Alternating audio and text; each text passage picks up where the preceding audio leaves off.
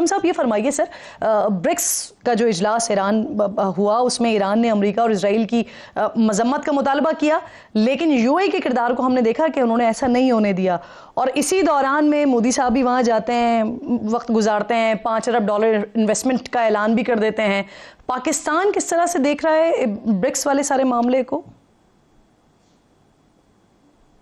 जी, BRICS अब ज्यादा देर कायम नहीं रह सकेगा अपनी मौजूदा हालत में, क्योंकि उसके अंदर जो एक आई का लफ्ज है इंडिया, उसके ऊपर एक चॉइस है कि क्या वो अमेरिका के साथ रह के अपनी जो अभी तक इंडिकेशन है कि वो अलायंस अपनी कायम रखेगा। अगर वो अमेरिका के साथ अलाइड रहता है तो फिर ब्रिक्स में से आई निकल जाएगा, फिर बाकी शायद रह जाएं, लेकिन आई के साथ ब्रिक्स नहीं चल सकता, क्योंकि अमेरिका ने भी पिछले साल, जो आई थिंक हम कह सकते हैं कि जितना ये पाकिस्तान के लिए मौजज़ाती साल था उतना ही भयानक साल था हिंदुस्तानी सफारतकारी के लिए।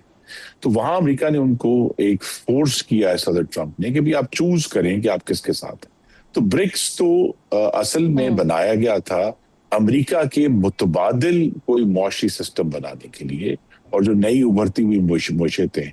अब जबकि हिंदुस्तान ने ये फैसला किया है कि उन्होंने अमेरिका और इसराइल के साथ रहना है, तो फिर उनको वो जो एक, चाहे ब्राजील है, चाहे साउथ अफ्रीका है, चाहे चाइना इसके अंदर शामिल है ब्रिक्स में, तो लिहाजा वो सारे ममालिक जो हैं जो थोड़ी ज्यादा अमेरिका की मजामत कर रहे हैं, हिंदुस्तान उसमें नहीं रह सकता। तो लिहाजा ये अब आखिरी दिन है। ब्रिक्स के हवाले से तो आप बता रहे हैं कि उसका मुस्तकबिल क्या हो सकता है?